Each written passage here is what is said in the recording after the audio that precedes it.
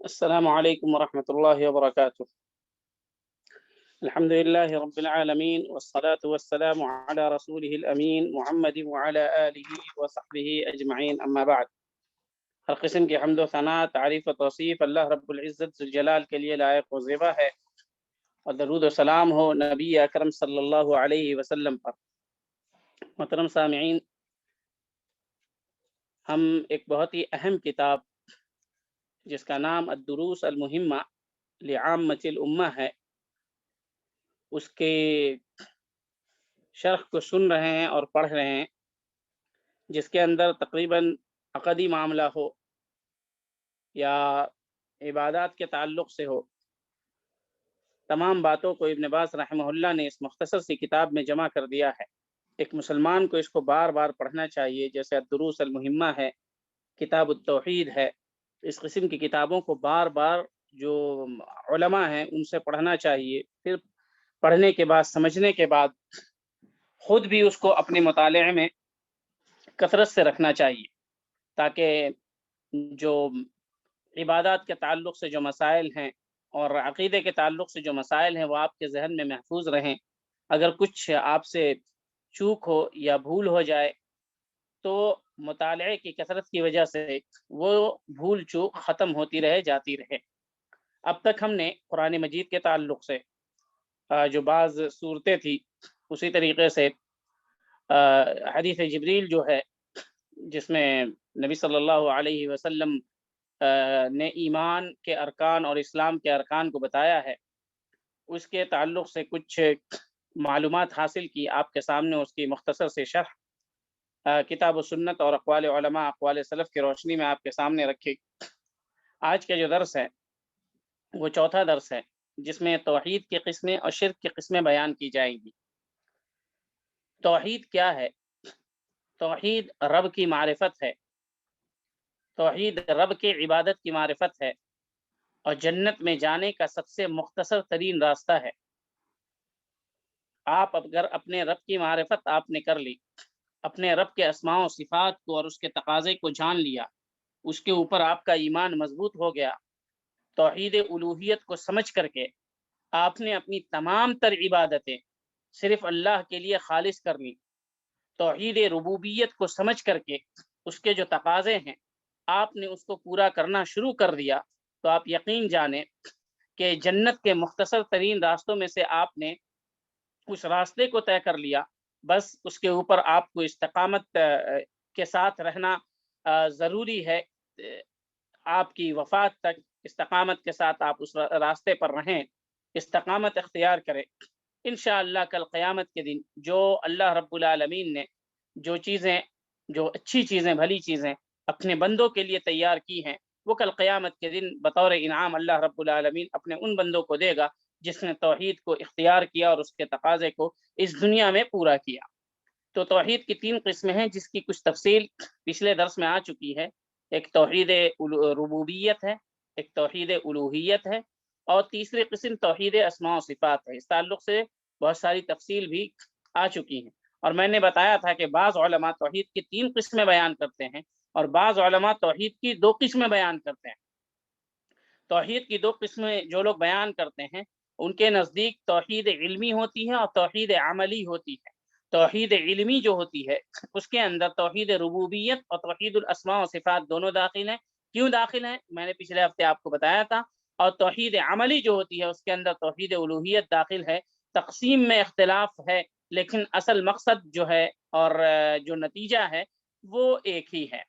تو پہلی جو ہے توحید ربوبیت ہے، اور توحید ربوبیت کے اقراری جو تھے وہ کفار مکہ بھی تھے، جیسا کہ اللہ رب العالمین نے قرآن میں جا بجا کہا ہے، کئی جگہوں پر کہا ہے کہ اگر آپ ان سے پوچھیں گے کہ کون زمین و آسمان کا رب ہے تو وہ کہیں گے کہ اللہ رب ہے۔ اگر آپ اس سے پوچھیں گے کہ تدبیر کون کرتا ہے زمین و آسمان میں، تو وہ جواب دیں گے کہ اللہ کرتا ہے، لیکن اس کے باوجود وہ اللہ رب العالمین کی الوہیت کا اقرار نہیں کرتے تھے۔ جب عبادت کرنے کا وقت آتا تھا تو دوسرے کے سامنے وہ سر کو جھکاتے تھے، اور یہی کچھ حالات ہمارے بعض مسلمانوں کے بھی ہیں کہ وہ اللہ رب العالمین کو اپنا رب مانتے ہیں، اس پر ایمان رکھتے ہیں، اپنے نبی صلی اللہ علیہ وسلم کو آخری رسول مانتے ہیں، لیکن جب سجدہ کی بات آتی ہے تو وہ کسی کے درگاہوں پر جا کر کے کر دیتے ہیں، اور جب نظر کی بات آتی ہے تو کسی پیر و فقیر کے لیے مان لیتے ہیں، اور ذبح کی بات آتی ہے تو کسی اور کے لیے ذبح کر دیتے ہیں۔ تو توحید کی حقیقت کو، توحید الوہیت کی جو حقیقت ہے اور اس کے تقاضے جو ہیں، اس کو لوگوں نے نہیں سمجھا ہے، اس وجہ سے توحید کا اقرار کرنے کے باوجود جو ہے توحید کی حقیقت سے محروم یا دور ہیں۔ تو توحید الوہیت کا مختصر مطلب یہ ہے کہ تمام تر عبادتیں، چاہے وہ نماز ہو، روزہ ہو، حج ہو، زکوٰۃ ہو، دعا ہو، توکل ہو، یعنی اللہ ہی پر بھروسہ کرنا ہے، اسی سے امید رکھنا ہے، اسی کی طرف راغب ہونا ہے، خشوع خضوع جو اختیار کرنا ہے صرف اسی کے لیے کرنا ہے، تعظیم جو ہے صرف اللہ رب العالمین کی کرنی ہے۔ تو یہ تمام جو عبادات کے قسمیں ہیں وہ تمام کی تمام صرف اور صرف اللہ رب العالمین کے لیے خاص کرنی ہے، کسی اور کے لیے نہیں کرنی ہے۔ تو یہ توحید الوہیت ہے۔ توحید ربوبیت جو ہے، جتنے بھی افعال ہیں، اللہ نے زمین کو پیدا کیا، آسمان کو پیدا کیا، سورج کو پیدا کیا اور اس کے اندر اس نے روشنی پیدا کی، روزانہ سورج جو نکلتا ہے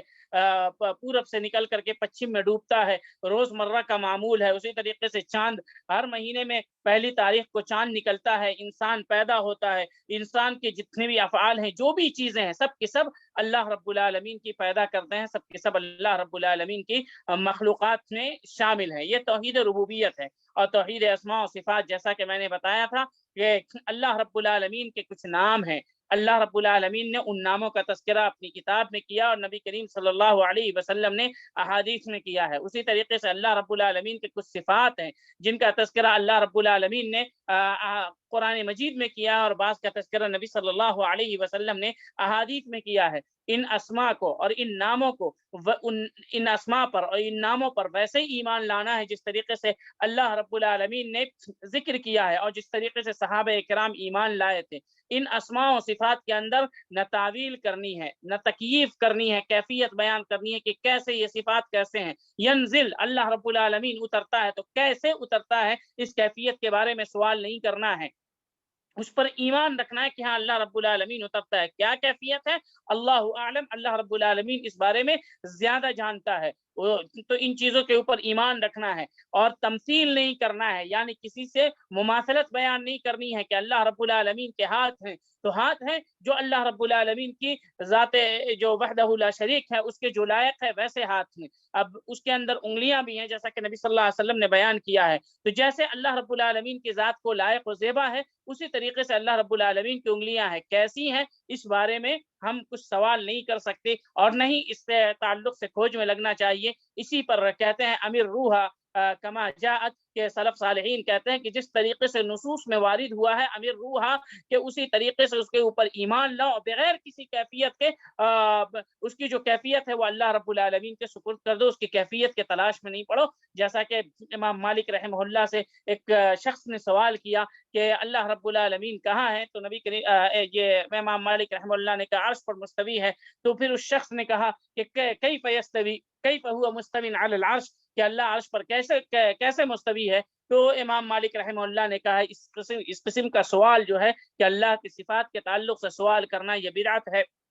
اس لیے اس کی صفات کے تعلق سے سوال نہیں کیا جائے، کیونکہ اس تعلق سے اللہ نے ہمیں کوئی بھی علم نہیں دیا، اور جس تعلق سے ہمیں علم نہیں ہے اس کی کیفیت کے متعلق سوال کرنا ہی جہالت کی دلیل ہے۔ اور اللہ نے کہا وَلَا تَقْفُ مَا لَيْسَ لَكَ بِهِ عِلْم، جس چیز کا علم نہیں ہے اس چیز کے پیچھے نہیں پڑو۔ اللہ نے ہمیں یہ علم تو دیا کہ اللہ کے فلاں فلاں صفات ہیں، اس کے اوپر ہم ایمان رکھتے ہیں کہ ہاں اللہ کی یہ صفات ہیں جیسا کہ قرآن مجید میں واقع ہوا، کیسی ہیں اللہ نے اس تعلق سے نہیں بتایا، اس لیے بھی ہم اس تعلق سے پوچھنا بھی گوارا نہیں کرتے۔ یہ اہل سنت والجماعت کا اجماعی عقیدہ ہے۔ تو یہ تینوں توحید جو تھی یہ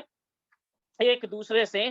جڑی ہوئی ہیں، ان تینوں توحید کی ان تینوں قسموں کے اوپر ایمان لانا ضروری ہے۔ اور جیسا کہ میں نے کہا تھا پچھلے درس میں کہ بعض لوگ توحید کی ان تقسیمات کا انکار کرتے ہیں، در حقیقت وہ یا تو لا علم ہے، یا اگر علم ہے تو وہ کبر کا اظہار کرتے ہیں، کیونکہ قرآن مجید کا جب استقراء اور تتبع کریں گے، استقراء اور تتبع کا مطلب یہ ہوتا ہے کہ قرآن مجید کو اور احادیث رسول کو جب پڑھیں گے اور جب عقیدے کے تعلق سے جب نصوص کو، آیات کو جمع کریں گے، تو آپ اس نتیجے پر پہنچیں گے کہ قرآن یہ توحید کی جو ہے وہ 3 قسمیں ہیں، توحید الوہیت، توحید ربوبیت اور توحید اسماء و صفات۔ اگر ایک ہی قسم ہوتی تو ایک قسم کون سی ہے، ربوبیت ہے یا الوہیت ہے؟ کیونکہ ربوبیت کے اقراری تو کفار و مشرکین تھے، لیکن توحید الوہیت اور توحید اسماء و صفات کے انکاری وہ لوگ تھے۔ اس وجہ سے اللہ رب العالمین نے انہیں مشرک گردانا ہے اور مشرک قرار دیا ہے، جیسا کہ جا بجا قرآن مجید میں اللہ رب العالمین نے کفار و مشرکین کے تعلق سے کہا ہے۔ تو یہ توحید کی تینوں قسمیں ہیں، اور میں نے کہا کہ توحید کا جو اقرار ہوتا ہے بغیر کسی تحریف کے، معنی میں تحریف نہیں کرنا۔ تحریف کیسے ہوتا ہے؟ بعض لوگ یہ کہتے ہیں کہ اللہ کا تو ہاتھ ہے، لیکن اس کا ہاتھ کا مطلب ہاتھ نہیں ہوتا ہے، ہاتھ کا مطلب قوت ہوتا ہے۔ یہ تحریف ہو گئی۔ کس نے بتایا اللہ کا ہاتھ جو ہے اس کا معنی قوت ہے؟ کیا اللہ نے بتایا؟ نہیں۔ کیا رسول صلی اللہ علیہ وسلم نے بتایا؟ نہیں۔ تو آپ اپنی جانب سے یہ معنی کیوں نکال رہے ہیں کہ ہاتھ کا مطلب قوت ہے یا قدرت ہے؟ اللہ کا ہاتھ ہے، لیس کمثلہ شیء، اللہ جیسا کوئی بھی نہیں ہے، وہ سننے والا ہے، جاننے والا ہے۔ تو آپ اس کے معنی میں تحریف نہیں کریں، اپنی جانب سے کوئی معنی بیان نہیں کریں، کیونکہ یہ اللہ رب العالمین کے صفات کا معاملہ ہے۔ تو جس طریقے سے اللہ نے کہا ہے قرآن مجید میں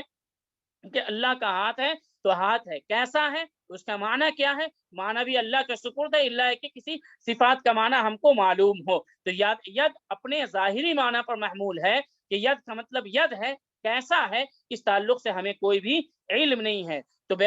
معنی کے اندر تحریف بھی نہیں کرنا ہے اور انکار بھی نہیں کرنا ہے۔ کچھ لوگ انکار کرتے ہیں معطلہ وغیرہ کہ اللہ رب العالمین کا ہاتھ نہیں ہے، کیونکہ اگر ہم ہاتھ ثابت کریں گے تو انسانوں جیسی صفت ہو جائے گی جس سے اللہ کی تشبیہ لازم آئے گی۔ تو تشبیہ سے بچنے کے لیے وہ تعطیل کرتے ہیں، یعنی اللہ کو صفات سے بالکل خالی کر دیتے ہیں، اور پھر تشبیہ میں واقع ہو جاتے ہیں کہ وہ معدوم سے تشبیہ دے دیتے ہیں، العیاذ باللہ۔ اور نہیں کیفیت بیان کرنی ہے اللہ رب العالمین کے صفات کی، جیسا کہ میں نے کہا، اور اسی طریقے سے اللہ رب العالمین کے صفات کی مثال نہیں دینی ہے کہ کس طریقے سے ہے اللہ، کیفیت بیان بھی نہیں کرنی ہے اور نہ مثال دینی ہے۔ جو اللہ کی صفات جیسے وارد ہے اس پر ایمان لانا ہے۔ کیفیت بیان کرنے سے، مثال دینے سے، تعطیل کرنے سے، انکار کرنے سے، اور اسی طریقے سے اس کے معنی میں تحریف کرنے سے یا اپنی جانب سے معنی بیان کرنے سے بالکل پرہیز کرنا ہے۔ اسی کو کہتے ہیں صفات کے اوپر ایمان لانا، اللہ کے اسماء و صفات کے اوپر، کہ اس کے معنی میں تحریف نہیں کرنا ہے، نیز یہ کہ اس کا انکار نہیں کرنا ہے۔ تیسری چیز یہ ہے کہ اس کی کیفیت بیان نہیں کرنی ہے۔ چوتھی چیز یہ ہے کہ اس کی مثال اور اس کی تشبیہ بیان نہیں کرنی ہے۔ ان چاروں چیزوں سے بچتے ہوئے اللہ نے جن صفات کا تذکرہ کیا، نبی صلی اللہ علیہ وسلم نے اللہ کی جن صفات کا تذکرہ کیا، ہم اسی طریقے سے اس پر ایمان لائیں گے۔ لیکن ان چاروں چیزوں سے بچنا ہے۔ ان میں ایک تحریف ہے جو معنی کے اندر ہوتا ہے یا لفظ کے اندر ہوتا ہے، اسی طریقے سے ایک انکار ہے کہ اللہ کی صفات کا انکار نہیں کرنا ہے، تیسرا یہ کہ اس کی کیفیت کے تعلق سے سوال نہیں کرنا ہے، چوتھا یہ ہے کہ اللہ رب العالمین کے اسماء و صفات کو کسی سے تشبیہ نہیں دینا ہے، تمثیل، اس کی مماثلت بیان نہیں کرنی ہے۔ اس تعلق سے بہت ساری باتیں پچھلے درس میں آ چکی تھی، جیسا کہ اب دیکھیں کہ اللہ رب العالمین نے فرمایا قل هو اللہ احد، اے نبی صلی اللہ علیہ وسلم آپ کہہ دیجئے کہ اللہ رب العالمین اکیلا ہے، تنہا ہے، اللہ الصمد، اللہ رب العالمین بے نیاز ہے، لم یلد ولم یولد، اللہ رب العالمین نہ پیدا ہوا اور نہیں اللہ رب العالمین سے کوئی پیدا ہوا، نہ اللہ کسی کی اولاد ہے، نہ اللہ کی کوئی اولاد ہے، لم یلد ولم یولد۔ تو اللہ رب العالمین نے اپنا اس کا انکار کیا اس چیز سے، اللہ رب العالمین نے اپنی ذات سے اس چیز کی نفی کی، تو اس کو ہم کو ماننا ہے کہ اللہ رب العالمین کی نہ کوئی اولاد ہے اور نہ ہی کوئی اللہ رب العالمین نہ ہی کسی کی اولاد ہے۔ آج جو لوگ جیسے نصارہ وغیرہ ابھی کرسمس کے موقع پر العیاذ باللہ اللہ رب العالمین کی اولاد قرار دیتے ہیں عیسیٰ علیہ السلام کو، بعض بھولے بھالے مسلمان یہ جنہیں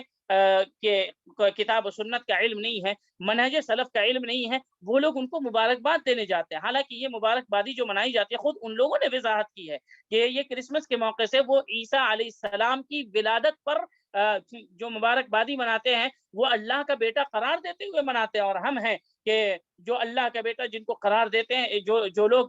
کسی کو اللہ کا بیٹا قرار دیتے ہیں تو ہم ان کو مبارکباد دینے کے لیے چلے جاتے ہیں، حالانکہ زمین و آسمان جو اللہ کی مخلوقات میں ہیں، آسمان اور زمین اللہ کی مخلوقات میں ہیں، ان کے بارے میں اللہ رب العالمین نے فرمایا تکاد السماوات یتفطرن من فوقہن، اللہ رب العالمین کے خوف سے جو کفار مشرکین کہتے ہیں کہ اللہ رب العالمین نے کسی کو بیوی بنا لیا اور کسی کو بیٹا بنا لیا، یہ سن کر کے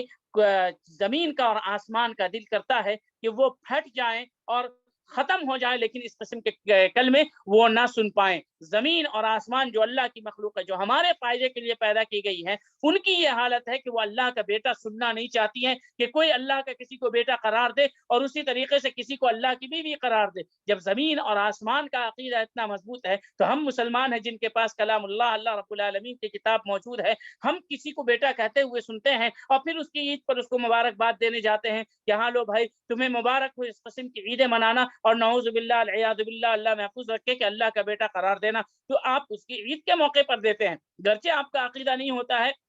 کہ ان کا اللہ کا کسی کو بیٹا بنانا صحیح ہے، یہ عقیدہ نہیں ہوتا، لیکن مبارکباد دینا کس بات کی دلیل ہے؟ اگر آپ ان کے عمل سے راضی نہیں ہیں تو کم از کم آپ اگر ان کے عمل سے راضی نہیں ہے، ایک منٹ، اگر آپ ان کے عمل سے راضی نہیں ہیں تو یہ جہالت ہے، اور اگر راضی ہیں تو یہ بہت بڑی آپ کے لیے مصیبت بن سکتی ہے، کیونکہ بعض علماء نے کہا ہے کہ یہ کفر کی دہلیز ہے۔ انسان بسا اوقات اگر عقیدہ رکھ لے کہ ان کا جو عقیدہ ہے وہ صحیح ہے اور خوش ہو کر کے مبارکباد دے تو اس کے اسلام کے اوپر سوالیہ نشان قائم ہو جاتا ہے۔ تو اس لیے جو لوگ اللہ کا بیٹا بناتے ہیں یا اللہ کی بیوی بناتے ہیں، اللہ رب العالمین کی جانب اس قسم کی گھٹیا چیزوں کی نسبت کرتے ہیں جو کہ شرک اکبر کے دائرے میں ہیں، ان سے بھی پرہیز کریں اور ان کے اس عقیدے سے بھی پرہیز کریں، اور جس موقع سے وہ لوگ اس عقیدے کو مناتے ہیں اس موقع سے بھی پرہیز کریں، نیز یہ کہ ان کو مبارکباد دینے سے یا مبارکبادی دینے سے پرہیز کریں، کہیں ایسا نہ ہو کہ کل قیامت کے دن انہی کے ساتھ آپ کا حشر ہو جن سے آپ محبت کریں۔ اور نبی صلی اللہ علیہ وسلم نے فرمایا المرء مع من احب، کہ جو انسان جس سے محبت کرتا ہے وہ اسی کے ساتھ ہوگا کل قیامت کے دن۔ تو اللہ نے کہا تکاد السماوات یتفطرن منه وتنشق الارض وتخر الجبال حتى ان دعوا للرحمن ولدا وما ينبغي للرحمن ان يتخذ ولدا، کہ آسمان اور زمین اور جتنے بڑے بڑے پہاڑوں کے سامنے ہم کتنی بڑی مخلوق ہیں، یہ زمین اس کے سامنے ہماری حیثیت کیا ہے، یہ آسمان اس کے سامنے ہماری وقعت کیا ہے، چھوٹی سی مخلوق ہے۔ پہاڑ کا اگر ایک چٹان ہمارے اوپر گر جائے تو ہم ختم ہو جائیں گے، ہمارا جسم بالکل ریزہ ریزہ ہو جائے گا۔ یہ پہاڑ دیکھیں اتنی بڑی مخلوق ہونے کے باوجود، زمین اتنی بڑی مخلوق ہونے کے باوجود، اللہ رب العالمین کا اگر کوئی کسی کو اللہ کا بیٹا قرار دیتا ہے یا کسی کو اللہ کی بیوی قرار دیتا ہے تو ان کو اتنا شاق گزرتا ہے، ان کے لیے یہ سننا اس قدر مشکل ہوتا ہے کہ یہ چاہتے ہیں کہ کاش کہ میں پھٹ جاتا، اور یہ جملہ سننے کو نہیں ملتا۔ زمین و آسمان اور پہاڑ جیسی مخلوقات کی یہ حالت ہو اللہ کی توحید کے بارے میں، اور جو لوگ شرک کرتے ہیں ان کے تعلق سے، تو ہم مسلمان جو اللہ کا کلمہ پڑھتے ہیں، نبی صلی اللہ علیہ وسلم کے رسالت کے اقراری ہیں، ان لوگوں کی کیا حالت ہو گئی ہے کہ بعض لوگ ایسے لوگوں کو جو اللہ کا بیٹا قرار دیتے ہیں ان کی عید کے اوپر مبارکبادی پیش کرنے میں بہت ہی آگے رہتے ہیں۔ اپنے ایمان کا جائزہ لینا چاہیے، کتاب و سنت کو پڑھ کر کے سمجھ کر کے کسی عالم کے سامنے بیٹھ کر کے پڑھ کر کے سمجھنا چاہیے، اپنے حساب سے اور زمانے کے حساب سے کتاب و سنت کو سمجھنے کی کوشش نہیں کرنی چاہیے۔ اللہ رب العالمین ہم لوگوں کو اس قسم کی شرکیات سے محفوظ رکھے۔ شرک کی 3 قسمیں ہیں، ایک شرک اکبر ہے اور ایک شرک اصغر ہے، تیسری قسم جو ہے یہ شرک اصغر میں داخل ہے، تیسری قسم جو ہے وہ شرک اصغر میں داخل ہے، لیکن بعض علماء نے اس کو الگ بھی کیا ہے، اس کا نام ہے شرک خفی،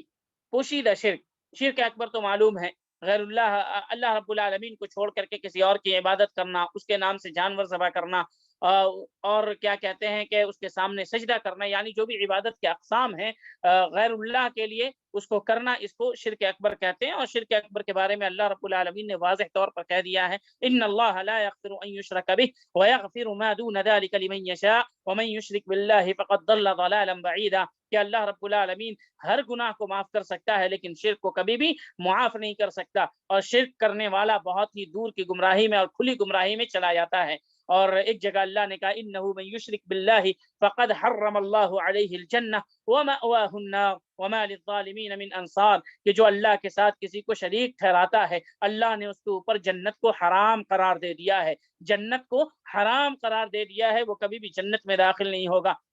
جیسا کہ نبی کریم صلی اللہ علیہ وسلم نے فرمایا من مات وهو يدعو لله ندا دخل النار، کہ جس کی موت اس حالت میں ہو کہ وہ اللہ کے ساتھ کسی کو شریک ٹھہراتا تھا، کسی دوسرے کو پکارتا تھا، کہ اللہ کو چھوڑ کر کے کسی دوسرے کو پکارتا تھا، تو اس کا ٹھکانہ جہنم ہوگا، وہ جہنم میں داخل ہوگا۔ کچھ لوگ کہتے ہیں کہ اللہ کو چھوڑ کر کے یا کسی دوسرے کو پکارنا یا کسی دوسرے کی عبادت کرنا یہ شرک ہے، لیکن اگر کوئی اللہ کی عبادت کرے اور دوسرے کے ساتھ بھی، دوسرے کے سامنے بھی جا کر کے سجدہ تعظیمی کر لے، چڑھاوا چڑھا لے، تو یہ شرک نہیں ہے، کیونکہ اللہ نے کہا من دون اللہ، اللہ کو چھوڑ کر کے۔ ہم تو اللہ کو نہیں چھوڑتے ہیں، اللہ کے ولی کے پاس ہی جاتے ہیں، انہی کے سامنے سجدہ کرتے ہیں، یہ سجدہ تعظیمی ہے، سجدہ عبادت نہیں ہے۔ اللہ رب العالمین نے قرآن مجید میں فرمایا ما نعبدهم الا ليقربونا الى الله زلفى، کہ یہ لوگ جو ہیں کفار مکہ جو ہیں وہ کہتے ہیں کہ ہم جو یہ ہمارے بزرگان ہیں ہم ان کی عبادت نہیں کرتے ہیں، بلکہ ہم ان کو ان کے سامنے جو بھی کام کرتے ہیں وہ اپنے اور اپنے رب کے درمیان جو ہے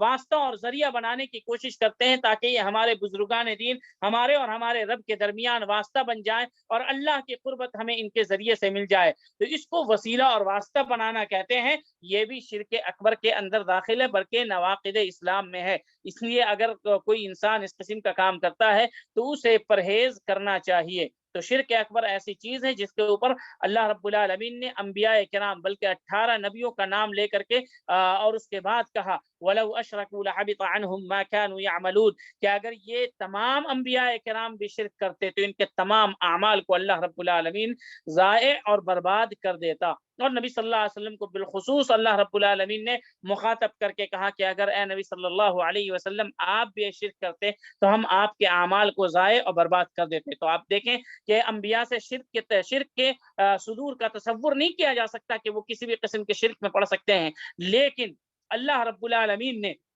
امت کو سمجھانے کے لیے یہ کہا کہ یہ آیت نازل کی کہ جب اللہ رب العالمین شرک کرنے پر انبیاء کرام کو نہیں چھوڑ سکتا تو پھر انبیاء کے جو نچلے درجے کے لوگ ہیں انہیں کیسے معاف کر سکتا ہے؟ تو اللہ رب العالمین تمام گناہوں کو معاف کر سکتا ہے لیکن شرک کو معاف نہیں کر سکتا۔ دوسری چیز یہ بھی یاد رہے کہ شرک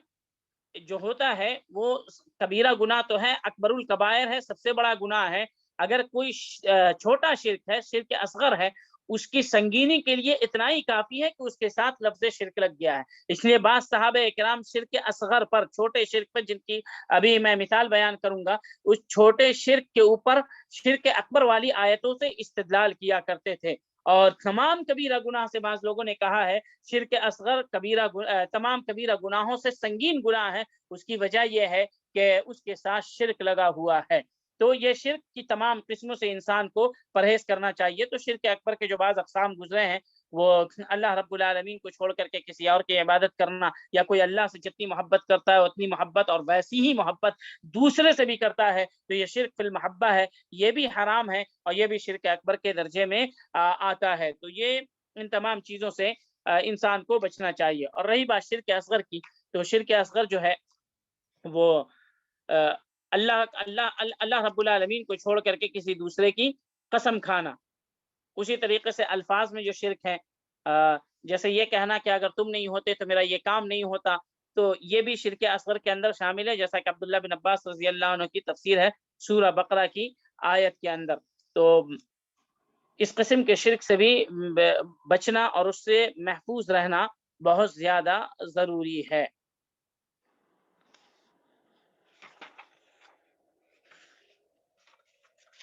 اور جو شرک خفی ہے اس کے بارے میں نبی کریم صلی اللہ علیہ وسلم نے فرمایا लश्शिर्कु फ़ीकुम अख़फ़ा मिन दबीबिन नमल, लश्शिर्कु फ़ीकुम अख़फ़ा मिन दबीबिन नमल, कि जिस तरीके से चींटी गुजरती है और उसकी तुम्हें आहट महसूस नहीं होती है, उसी तरीके से शिर्क तुम्हारे दरमियान दाखिल हो जाएगा और उसका तुम्हें एहसास भी नहीं हो पाएगा। जैसे देखें, हमारी ज़बान में, हमारे आमाल के अंदर जो कौली शिर्क जिसको कहते हैं अल्फाज में, हर नेमतों का जो है अल्लाह रब्बुल आलमीन की जानिब हर नेमतों की निस्बत करनी चाहिए, लेकिन उसके अंदर हम, जैसा कि अभी मैंने बयान किया कि जैसे मिसाल के तौर पर कहते हैं कि अगर कुत्ता नहीं होता तो रात में चोर आ जाता, लौलल कुलैबतु हादिही लअताना लुसूस, कि अगर ये कुतिया नहीं होती, यानी ये जो कुत्ते दरवाजे पर होते हैं जो चोर को देख करके शोर मचाते हैं, अगर ये नहीं होते तो हमारे घर के अंदर चोर दाखिल हो जाता। हालांकि ये अल्लाह रब्बुल आलमीन का रहमो करम होता है कि इंसान को परेशानी और मुसीबत से महफूज रखता है। तो मुसीबतों को दूर करने वाला अल्लाह रब्बुल आलमीन है, लेकिन उसकी ज़ाहिरी निस्बत जो है इंसान किसी और की तरफ कर देता है। जैसे आप नहीं होते तो हमें ये कामयाबी नहीं मिलती, आपकी सिफारिश नहीं होती तो हमें ये ओहदा नहीं मिलता। ये तमाम के तमाम वो शिर्क ख़फ़ी के दायरे में आते हैं, आती हैं, ये तमाम चीज़ें आती हैं। तो अल्फाज जो हैं उसका इस्तेमाल लिखने में हो, पढ़ने में हो, बोलने में हो, इन तमाम चीज़ों के अंदर हद दर्जा एहतियात ज़रूरी है। जितनी भी नेमतें हैं, जितनी भी अच्छे काम हैं, उन तमाम की निस्बत अल्लाह रब्बुल आलमीन की जानिब करना ज़रूरी है, वरना इंसान शिर्क जो कौली है उसके अंदर गिरफ्तार हो जाता है, जिसे छोटा शिर्क या शिर्क ख़फ़ी भी कहते हैं। एक किस्म होती है शिर्क की जिसके बारे में जिसको रियाकारी कहते हैं, ये शिर्क असगर में दाखिल होता है, लेकिन बसा औक़ात ये शिर्क अकबर भी बन जाता है। अगर रियाकारी अ, थोड़ी है तो शिर्क होता है, और पूरे तौर पर रियाकारी है तो फिर ये शिर्क अकबर के अंदर दाखिल हो जाता है। जैसे नबी सल्लल्लाहु अलैहि वसल्लम ने एक हदीस में फरमाया, अला अला उख़बिरुकुम बिमा हुवा अख़फ़फ़ु अलैकुम इंदी मिनल मसीह दज्जाल, क्या मैं तुम्हें ऐसे ऐसे मामले के बारे में नहीं बताऊं जो मेरे नज़दीक दज्जाल जो है उससे भी ज़्यादा ख़तरनाक और डरावना है। तो सहाबा इकराम ने कहा, भला या रसूल अल्लाह, ए अल्लाह के रसूल हमें बताइए ऐसी संगीन चीज़ से और ऐसी ख़तरनाक चीज़ से। तो नबी सल्लल्लाहु अलैहि वसल्लम ने फरमाया, अश्शिर्कुल ख़फ़ी, ये जो पोशीदा शिर्क है, अन यक़ूम अर्रजुल युसल्ली फ़युज़य्यिनु सलातहु लिमा यरा मिन नज़रि रजुलिन इलैहि, कि वो जो पोशीदा शिर्क होता है और वो बहुत ही खतरनाक होता है कि इंसान खड़ा होता है वज़ू करके, नमाज़ पढ़ना शुरू करता है और नमाज़ को बहुत अच्छी करता है, बहुत अच्छे तरीके से ठहर-ठहर के पढ़ता है, और उसका असल मकसद ये होता है कि फ़लाँ साहब जो मेरे पीछे या मेरे बाजू में बैठे हैं, वो देख कर के मुझे कहें कि हाँ, कितनी बेहतरीन नमाज़ पढ़ता है, बिल्कुल ऐन सुन्नत के मुवाफ़िक नमाज़ पढ़ता है। तो किसी काम को किसी को दिखाने के लिए करना और असल वही मकसद होना, तो उससे अमल बातिल हो जाता है, और बसा औक़ात ये होता है कि इंसान शिर्क अकबर के दर्जे तक पहुँच जाता है। इसलिए अल्लाह रब्बुल आलमीन ने फरमाया, मन कान युरीदुल हयातद दुनिया व ज़ीनतहा नुवफ़्फ़ि इलैहिम अअमालहुम फ़ीहा व हुम फ़ीहा ला युबख़सून उलाइकल लज़ीना लैसा लहुम फ़िल आख़िरति इल्ला अन्नार व हबिता मा सनअू फ़ीहा व बातिलुम मा कानू यअमलून, कि जो लोग अपने अमल के ज़रिए से दुनिया या दुनियावी ज़ीनत को चाहते हैं, मन कान युरीदुल हयात दुनिया वज़ीनतहा नुवफ़्फ़ि इलैहिम अअमालहुम फ़ीहा, तो जो वो चाहते हैं दुनिया के अंदर हम दे देते हैं। अगर अपने अमल के बदले, अपने इल्म के बदले, अपनी तकरीर के बदले, अपनी तहरीर के बदले वो दुनिया की शोहरत चाहता है, दुनिया का कोई मनसब चाहता है, दुनिया के अंदर माल-ओ-जाह चाहता है, दुनिया के अंदर हम उस चीज़ को उसको अता कर देते हैं। नुवफ़्फ़ि इलैहिम अअमालहुम फ़ीहा व हुम फ़ीहा ला युबख़सून, आखिरत में उसके अंदर यानी दुनिया में जो भी चीज़ें मिलनी है उसे मिल करके रहती है, जो जो उसका मकसद होता है अपने अमल के ज़रिए से, लेकिन आखिरत के अंदर लैसा लहुम इल्ला अन्नार, कि उनके लिए सिवाय आग के कुछ नहीं होगा। तो शिर्क जो होता है, शिर्क असग़र जो होता है, वो कभी-कभी बिलख़ुसूस रियाकारी जो होती है, वो कभी-कभी इस दर्जे को पहुँच जाती है जो शिर्क अकबर में दाखिल हो जाती है। चाहे वो बोलने में हो या कुरान पढ़ने वाला, अच्छा कुरान पढ़ने वाला ज़ोर से और अच्छे से कुरान पढ़ता है आवाज़ को बना करके, और मकसद ये होता है लोग उसकी आवाज़ पे तारीफ़ करें, उसके याद पर तारीफ़ करें, उसको, और उसका मकसद ये नहीं होता कि अल्लाह रब्बुल आलमीन खुश हो। तो असल यहाँ पर नीयत के ऊपर मामला है कि अगर आपके अमल का मकसद ये है कि लोगों को खुश करना, लोगों से वाहवाही बटोरना, तो फिर इसके जो नतीजे हैं वो बहुत ही संगीन हैं। लेकिन अगर آپ کا مقصد اللہ کو خوش کرنا، آپ نماز پڑھ رہے ہیں اور آپ کا بالکل مقصد نہیں ہے کوئی دیکھ کر کے آپ کی نماز کو اچھا کہے، اسی طریقے سے آپ قرآن پڑھنے بیٹھے ہیں، آپ اپنے انداز میں پڑھ رہے ہیں اور آپ کا بالکل مقصد نہیں ہے کہ کوئی دیکھ کر کے خوش ہو یا لوگ آپ کی تعریف کریں، اور اس کے باوجود لوگ آپ کے پیچھے میں تعریف کرتے ہیں، تو تلک عاجل بشر المؤمن، تو دنیا کے اندر جو ہے یہ مسلمانوں کی جو بشارت ہے، خوشخبری ہے ایک مومن کے لیے کہ لوگ اس کے عمل پر تعریف کرتے ہیں، کیونکہ وہ تعریف چاہتا نہیں ہے، لوگ اس کی تعریف کرتے ہیں، لیکن اگر کوئی چاہنے لگے تو یہ ریاکاری میں داخل ہو جاتا ہے، اور دھیرے دھیرے اس طریقے سے یہ جڑ پکڑ لیتا ہے انسان کے دلوں کے اندر کہ اگر اس کی تعریف نہ کی جائے تو وہ ناراض ہو جاتا ہے، اور تعریف کی جائے تو خوش ہو جاتا ہے۔ یہ ریاکاری کا بہت ہی سنگین مرحلہ ہے، انسان کے اعمال اس سے پورے کے پورے باطل ہو جاتے ہیں، نیز یہ کہ بسا اوقات یہ شرک اکبر میں داخل ہو جاتا ہے۔ جیسے آپ دیکھیں تعویذ لٹکانے کو علماء نے شرک اصغر میں داخل کیا ہے، کب؟ اس وقت جب یہ کہ انسان اس تعویذ کو ذریعہ سمجھے شفا کا، یعنی وہ یہ سمجھے کہ شفا دینے والا اللہ ہی رب العالمین ہے، لیکن یہ تعویذ ذریعہ ہے شفا کا۔ حالانکہ نبی صلی اللہ علیہ وسلم فرمایا کہ من علق تمیمۃ فقد اشرک، کہ جو تعویذ لٹکائے یا تمیمہ لٹکائے اس نے شرک کیا، وہ شرک میں واقع ہو جاتا ہے، نبی صلی اللہ علیہ وسلم نے کہا۔ تو شرک کا مطلب یہ ہے کہ یہ شرک اصغر ہے، اس وقت تک شرک اصغر ہے جب وہ اس تعویذ کو ذریعہ سمجھتا ہے، اصل شفا دینے والا اللہ رب العالمین کو سمجھتا ہے، لیکن وہ یہ سمجھتا ہے کہ اس تعویذ کے ذریعے سے شفا ملتی ہے، تو یہ شرک ہے، کیونکہ اللہ رب العالمین نے اس کو شفا کا ذریعہ نہیں بنایا ہے۔ لیکن اگر کوئی یہ سمجھتا ہے کہ اس تعویذ کے ذریعے سے ہی شفا ملتی ہے، ہم اس کو اتار دیں گے تو بیمار ہی رہیں گے، اللہ رب العالمین کو شافی نہیں مانتا ہے، تو یقین جانیے کہ یہ شرک اکبر کے باب میں داخل ہو جاتا ہے، جس سے احتیاط ضروری ہے، خاص کر کے جو عوام ہیں جن کو اس کا علم نہیں ہے، اور ان کی جو اکثریت ہے ان میں سے لوگ وہ تعویذ ہوں یا اس قسم کی جو چیزیں ہوں اسی کے اوپر ان کا انحصار اور بھروسہ ہوتا ہے، جس سے ان کو آگاہ کرنا ہماری اور آپ کی جو لوگ سن رہے ذمہ داری ہے کہ یہ اصلاً یہ تعویذ یہ شرک ہے، جائز نہیں ہے پہننا۔ قرآن مجید کو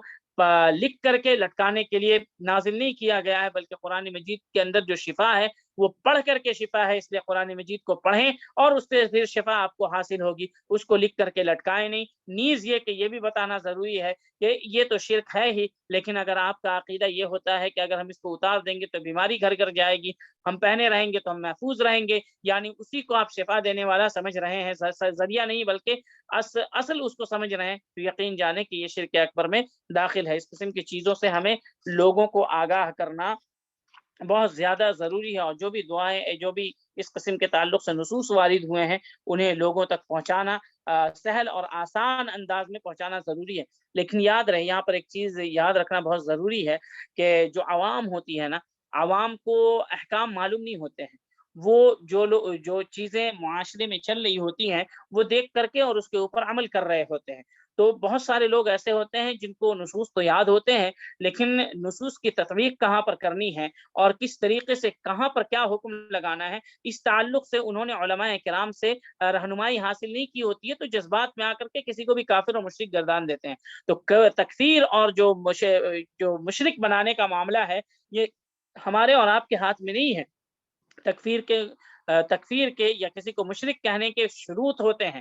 پھر اس کے بہت سارے موانع ہوتے ہیں جس کی تفصیل آپ کو جاننی چاہیے، بلکہ آپ کے ہی سینٹر میں جبیل دعویٰ سینٹر والوں کو اور بالخصوص جو علماء کرام ہیں وہاں پر اللہ انہیں جزائے خیر دے کہ اس قسم کے موضوعات پر انہوں نے کافی دورہ علمیہ کرایا ہوا ہے، وہاں سے لے کر کے آپ اسے سن سکتے ہیں کہ ضابطہ کیا ہے، اور ہم اور آپ ہر کوئی کسی پر مشرک اور کافر کا حکم نہیں لگا سکتا۔ ہمارا اور آپ کا کام یہ ہے کہ ہم دعوت پہنچا دیں اور یہ واضح کر دیں کہ یہ جو آپ کر رہے ہیں یہ شرک ہے، یہ جو آپ کر رہے ہیں یہ کفر ہے، یہ جو آپ کر رہے ہیں یہ بدعت ہے۔ لیکن اس کا یہ مطلب یہ نہیں ہے کہ اگر کوئی شرک کر رہا ہے تو آپ اس کو کہہ دیں مشرک ہے، اگر کوئی بدعت کر رہا ہے تو آپ فوراً کہہ دیں کہ تم بدعتی ہو، دائرہ اسلام سے خارج ہو۔ حکم نہیں لگائے، عمل پر حکم لگائے، اور جو عامل ہے اس کے اوپر حکم لگانے کے لیے جو علماء ہیں، کبار علماء جن کو بڑے علماء کہتے ہیں، جو علم کے اندر کافی پختہ ہیں، ان کی طرف اپنے معاملے کو کہہ دیں۔ اگر آپ کسی معاملے کو کہیں کہ یہ شرک ہے، یہ کفر ہے، تو سامنے والا کہتے ہیں کیا ہم مشرک ہو گئے، کیا ہم کافر ہو گئے، تو آپ کہیں بھائی کہ میں نے آپ کو مشرک کو کافر نہیں گردانا ہے، جس عمل کو آپ کر رہے ہیں وہ شرک ہے، اور نبی صلی اللہ علیہ وسلم نے یہ فرمایا، آپ ہوئے کہ نہیں، اس کے لیے آپ بڑے بڑے علماء کرام سے رجوع کریں۔ تو ضروری نہیں ہے کہ جو فیل کر رہا ہے، کام کر رہا ہے، وہ اس کام کا اثر اس کے اوپر بھی واقع ہو۔ بس اوقات بہت سارے لوگ جہالت میں کام کرتے ہیں، اور جہالت عذر ہوتا ہے کہ کسی انسان کے اوپر شرک و کفر کا حکم لگایا جائے۔ تو اس لیے ہماری اور آپ کی جو آپ دعات ہیں، متعاونین ہیں، ہماری اور آپ کی علماء کی سب کی ذمہ داری یہ ہے کہ شرک، کفر اور ان قسم کے تمام سنگین امور سے لوگوں کو آگاہ کیا جائے، لیکن تکفیر سے بھی لوگوں کو روکا جائے۔ ایک معاملے میں کسی کی تکفیر نہ کر دی جائے، کسی کی تبدیع نہ کر دی جائے، اسی طریقے سے کسی کو مشرک نہ گردانا جائے۔ اس قسم کے تعلق سے بھی ہم تمام دعات کے اندر بیداری بہت ہی ضروری ہے۔ جو لوگ صرف مشرک کافر کرتے رہتے ہیں، انہیں چاہیے کہ اس سلسلے میں کسی بڑے عالم کے پاس بیٹھ کر کے کسی خاص کتاب کو، یا علی الاقل ان مسائل کو، جو تکفیر کے مسائل ہیں، اس کو سمجھنا بہت ضروری ہے، پڑھنا بہت ضروری ہے، لوگوں کو پڑھنا چاہیے۔ بعض لوگ ایسے گزرے ہیں جنہوں نے بہت زیادہ عقیدے کے معاملے میں بہت ہی غلطی کی، اتنی بڑی بڑی غلطی کی آپ تصور نہیں کر سکتے۔ ان کے بارے میں بعض معاصرین جو علماء ہیں، معاصر علماء ہیں، انہوں نے کہا کہ اگر مجھے یہ معلوم ہوتا کہ وہ جاہل ہے، اگر یہ معلوم نہیں ہوتا کہ وہ جاہل، اس نے جہل میں ایسا کیا ہے، جہالت میں ایسا کیا ہے، یا علم کے لیے جاننے کے باوجود ایسا کیا، سامنے والے نے جو اتنی بڑی غلطی میں، عقیدے کی غلطی میں واقع ہوا ہے، اس نے جہالت میں ایسا کیا ہے یا جان بوجھ کر کے ایسا کیا ہے، اگر اس کا علم اگر مجھے ہوتا تو میں اس کو کافر قرار دیتا۔ یعنی اگر پتہ چل جاتا کہ اس نے جان بوجھ کر کے کیا ہے تو میں اس کو کافر قرار دیتا، حالانکہ وہ بہت بڑے عالم شمار کیے جاتے ہیں لوگوں کے درمیان۔ انہوں نے جب عقدی غلطی کی اور بہت ہی خطرناک قسم کے عقیدے کی میں غلطی کی، تو ہمارے بعض علماء نے کہا لولا الجہل لکفرتہ، اگر جہالت مانے نہ ہوتی، رکاوٹ نہ بنتی، تو میں اس کو کافر قرار دے دیتا۔ تو سوچے کہ بہت بڑے عالم جن کی پوری زندگی علم کے میدان میں گزری ہے، فتوے فقہ و فتاوے کے میدان میں گزری ہے، کتاب و سنت کے بڑے ماہر ہیں، وہ بھی اس قدر احتیاط برت رہے ہیں ایک ایسے شخص کے بارے میں جو خود عالم ہے لیکن اس نے بہت بڑی غلطی کی ہے، اور باضابطہ اس کا بیان بھی دیا ہے کہ یہ کہ ممکن ہے کہ اس کو اس سلسلے میں اس کا علم نہ ہو، وہ جاہل ہو، اور یہی جہالت مجھے اس کی تکفیر کرنے سے روکتی ہے۔ تو بڑے علماء کا طریقہ، منہج یہ ہوتا ہے۔ تو اس لیے کبھی دعوت کے میدان میں ہو تو شرک کو شرک واضح کریں، کفر کو کفر بتائیں، اور بھی جو امور ہے، سنگین امور ہے، اس کے تعلق سے لوگوں کے سامنے اس کی وضاحت کریں، اس سے روکیں، لیکن لوگوں کو کافر اور مشرک لوگوں کے اوپر اس کا حکم لگانے سے حد درجہ پرہیز کرنے کی کوشش کریں۔ تو جیسا کہ میں نے بتایا کہ شرک اکبر کے تعلق سے جو امثلہ ہے، جو مثالیں ہیں، وہ میں نے پیش کیا۔ شرک اصغر کے تعلق سے جو مثالیں ہیں وہ ریاکاری ہے، اللہ کے علاوہ دوسرے کی قسم کھانا ہے، اور جیسے کہ لوگوں کا یہ کہنا ماشاء اللہ وشئت، جو آپ چاہیں اور اللہ چاہے۔ جیسا کہ ایک صحابی نے نبی صلی اللہ علیہ وسلم کے پاس آ کر کے کہا جو آپ چاہیں اور اللہ رب العالمین چاہے، تو نبی صلی اللہ علیہ وسلم نے فرمایا اجعلتنی للہ ندا، کیا تم نے مجھے اللہ رب العالمین کا شریک ٹھہرا دیا؟ آپ سوچیں کہ نبی صلی اللہ علیہ وسلم سید المرسلین ہے، خاتم النبیین ہے، ایک صحابی صرف اس چیز میں غلطی کر رہے ہیں کہ واو لا رہے ہیں ماشاء اللہ وشئ، اور واو جو ہے برابری کا تقاضا کرتا ہے، جو آپ چاہیں اور اللہ چاہے۔ تو مشیت کے اندر جب برابری ہو گئی تو نبی صلی اللہ علیہ وسلم نے فوراً تنبیہ کی کہ یہ غلط ہے، یہ غلط ہے، ایسا کہنا گویا کہ تم نے مجھے اللہ کا شریک ٹھہرا دیا، بلکہ یہ کہو جو صرف اللہ چاہے، مشیت صرف اللہ کی ہوگی، اس کے علاوہ اور کوئی نہیں چاہ سکتا۔ وما تشاؤون الا ان یشاء اللہ رب العالمین، کہ تم لوگ کیا چاہتے ہو، صرف اللہ کی مشیت سے ہوتا ہے جو کچھ بھی ہوتا ہے، تمہاری مشیت اللہ کی مشیت کے تابع ہے۔ اور قسم کے تعلق سے ہے کہ من حلف بغیر اللہ فقد اشرک، کہ جس نے اللہ رب العالمین کو چھوڑ کر کے کسی اور کی قسم کھائی، اس نے شرک کیا۔ تو یہ توحید کی جو ہے 3 قسمیں، اور پھر اس کے بعد شرک کی 3 قسموں کا بیان آپ کے سامنے آیا۔ 5واں درس ہے الاحسان۔ الاحسان وہی جو حدیث جبریل کی جو شرح چل رہی ہے، اسی کو سامنے رکھ کر کے ابن باز رحمہ اللہ نے اس کتاب کو ترتیب دیا ہے۔ تو اس میں ایمان کے ارکان کو بیان کیا گیا، پھر اسلام کے ارکان کو بیان کیا گیا، پھر اس کے بعد احسان، ما هو الاحسان، نبی صلی اللہ علیہ وسلم سے جبریل علیہ السلام نے سوال کیا ما هو الاحسان، تو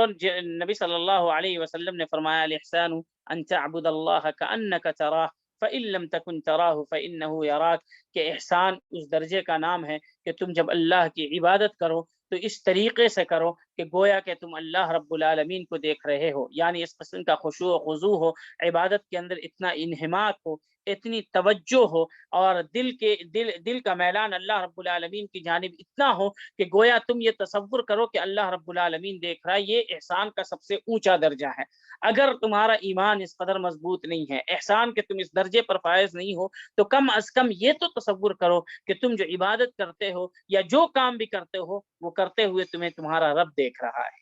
یہ تصور دل کے اندر اور یہ شعور پیدا کرنا کہ اللہ دیکھ رہا ہے، یہ تصور اور یہ شعور انسان کو بہت سارے گناہوں سے محفوظ رکھتا ہے اور اس کو بچاتا ہے۔ ان تعبد اللہ کأنک تراہ، عبادت ایسے کرو کہ اللہ رب العالمین کو دیکھ رہے ہو۔ فإن لم تکن تراہ فإنہ یراک، کہ اگر تم اسے یہ تصور نہیں کر سکتے کہ تم اسے دیکھ رہے ہو، تو کم از کم یہ تو تصور کرو کہ وہ تمہیں دیکھ رہا ہے۔ اور ان اللہ کان علیکم رقیبا، کہ ہم جہاں کہیں بھی چلے جائیں، اللہ رب العالمین ہمارے اوپر نگہبان ہیں۔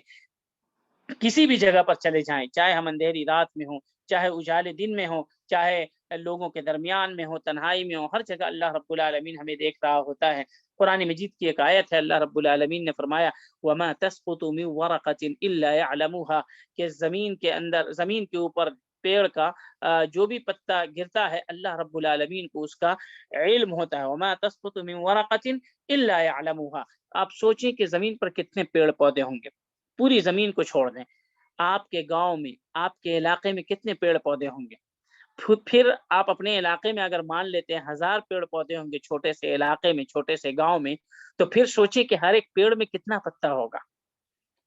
اور پھر اللہ نے کہا کہ ان پتوں میں سے اگر کوئی ایک پتا پوری دنیا میں سے کہیں پر بھی زمین پر گرتا ہے، وما تسقط من ورقۃ الا يعلمها، اس پتے کا علم اللہ رب العالمین کو ہوتا ہے کہ کس جگہ پر کس پیڑ کا کون سا پتا زمین پر گرا ہے۔ سوچے جب اللہ رب العالمین کا علم اتنی تمام چیزوں کو محیط ہے کہ وہ ایک پتے کے گرنے کا علم بھی رکھتا ہے، تو پھر ہم جو کرتے ہیں سب کے سامنے، اکیلے میں، تنہائی میں، موبائل میں، لیپ ٹاپ میں، یا دوسرے کے ساتھ، یا رات کے اندھیرے میں، دن کے اجالے میں، کہیں پر بھی جا کر کے، کیا اس کا علم اللہ کو نہیں ہوتا ہوگا؟ تو جب آپ اللہ رب العالمین کے علم کے تعلق سے، احاطے کے تعلق سے پتہ کریں گے، وَأَحَاطَ كُلَّ شَيْءٍ عِلْمًا، کہ ہر ایک چیز کا احاطہ اللہ رب العالمین نے کر رکھا ہے، جیسا کہ ابھی میں نے آیت بیان کی، وَمَا تَسْقُطُ مِن وَرَقَةٍ إِلَّا يَعْلَمُهَا، کہ زمین کا ایک پتا بھی گرتا ہے تو اللہ کو علم ہوتی ہے، اللہ رب العالمین کو اس کا علم ہوتا ہے۔ زمین کے کسی بھی کونے میں ایک پیڑ کا پتا بھی گر جائے تو اللہ اس کو جانتا ہے۔ تو پھر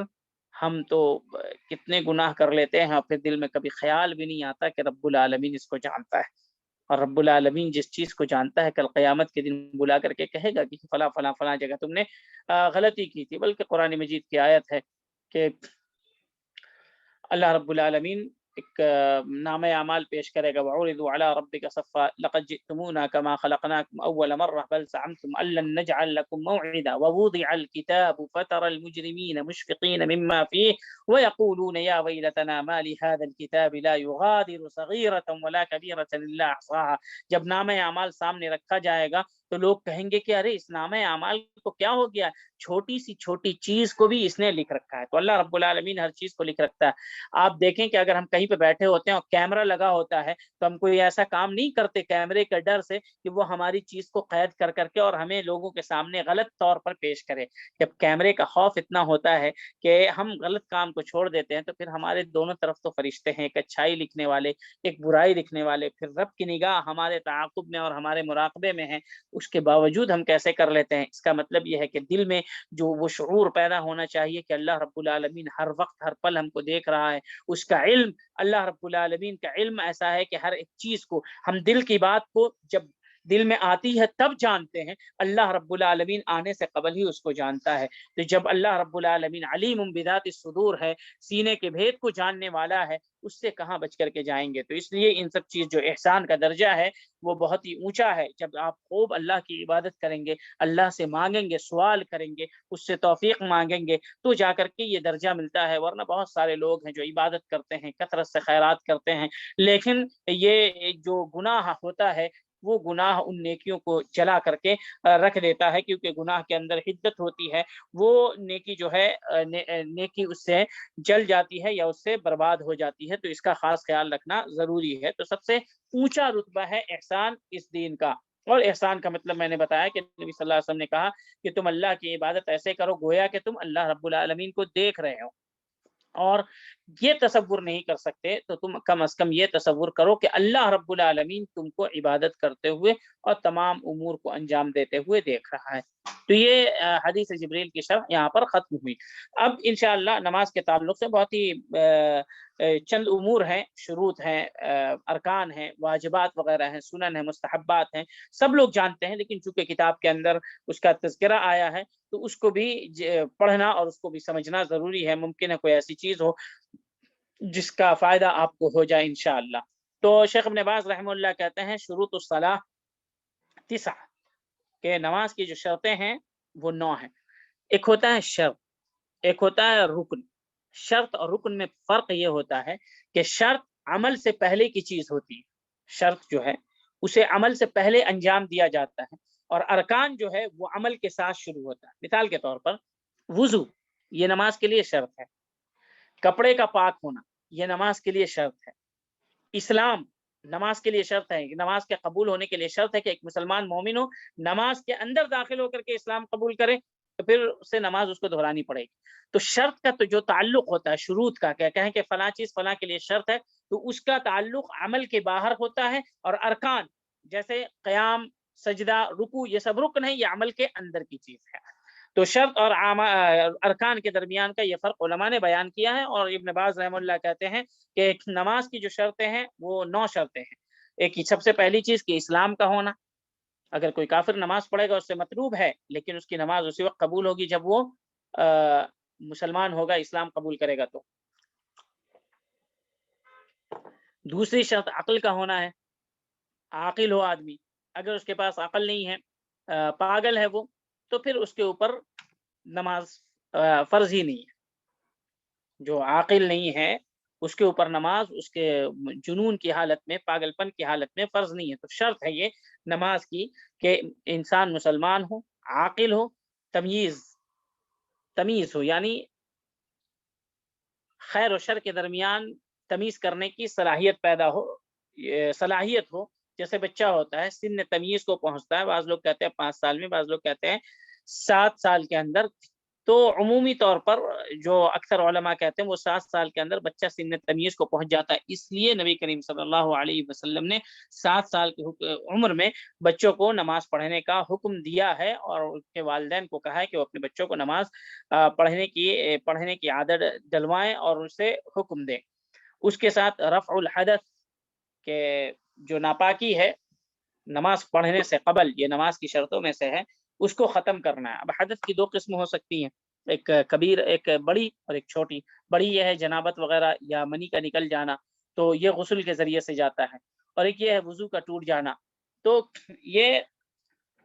وضو کے ذریعے سے ختم ہو جاتا ہے۔ وضو جیسے ٹوٹتا ہے، ریا کے خارج ہونے سے ٹوٹ جاتا ہے، یا سبیلین سے کوئی چیز نکلنے سے وضو جاتا رہتا ہے، تو یہ وضو جب ٹوٹ جاتا ہے تو وضو کا اعادہ کر لیں گے، وضو کر لیں گے تو پھر آپ کا وضو باقی رہے گا۔ تو یہ شرط ہے رفع الحدث و ازالۃ النجاسہ۔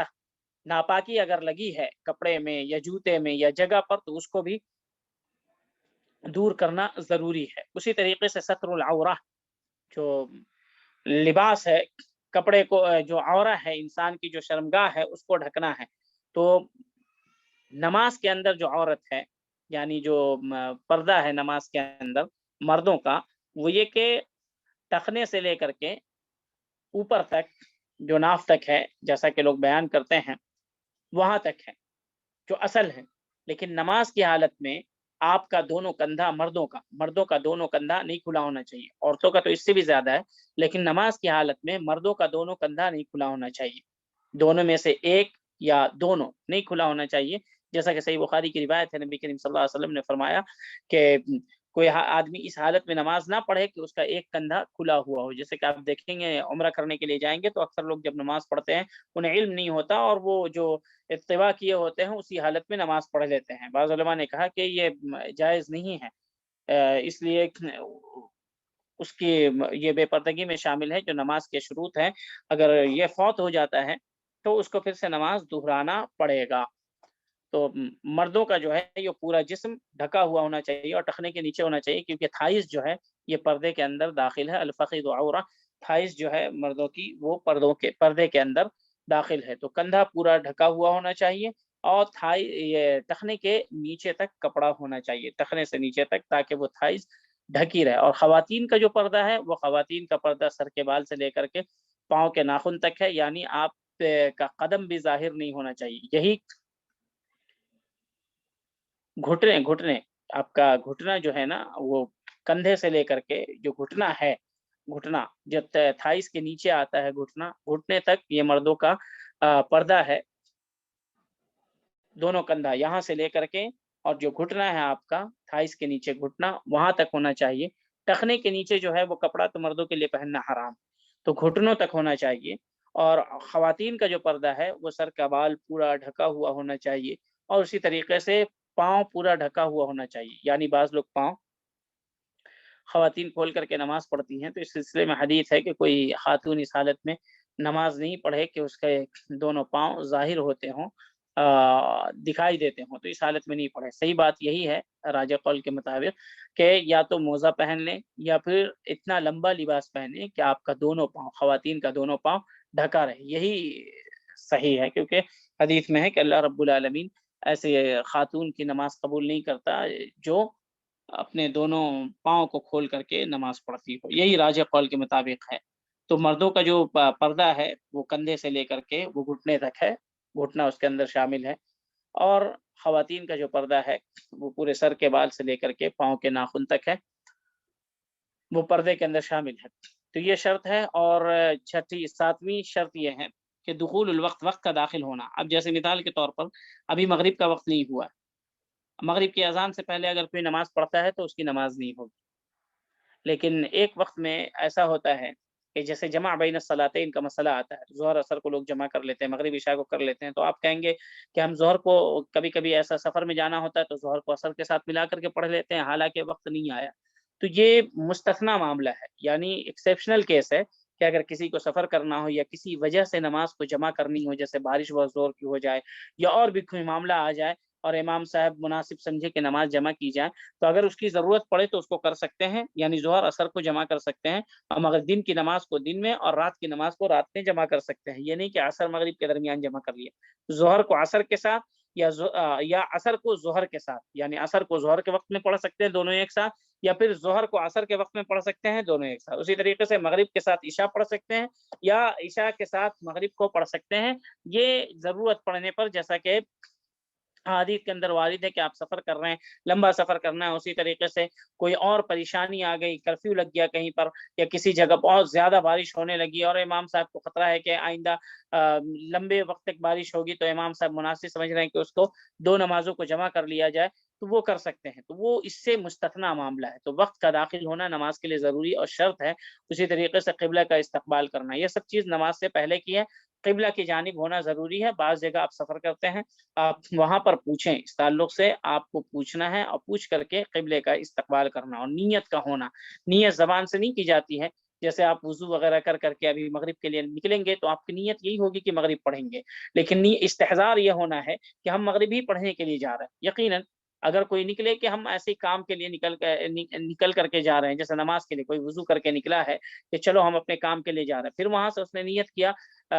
یہ مسجد کے لیے جانے کی، تو وضو کا جو فائدہ تھا کہ اگر وضو کر کے نکلتا مسجد کے لیے نماز کے لیے،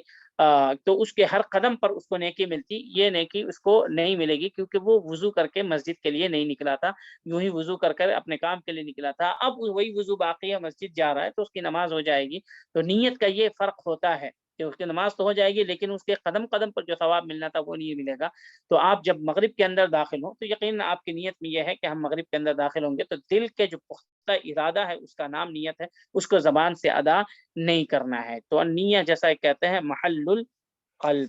تو یہ 9 شرطیں ہیں۔ اسلام ہے، عقل ہے، عاقل ہونا ہے، اور تمیز کا ہونا ہے، بچہ ہے تو اس کے اندر تمیز کا ہونا ہے، اس عمر کو پہنچ جائے، خیر و شر کی تمیز کرے، رفع الحدث یعنی کہ ناپاکی سے بالکل ہر قسم کی ناپاکی کو ختم کرنا ہے، چاہے وہ بڑی ناپاکی ہو یا چھوٹی ناپاکی ہو، نجاست وغیرہ ہو جگہ پہ یا کپڑے پہ لگی ہو، اس کو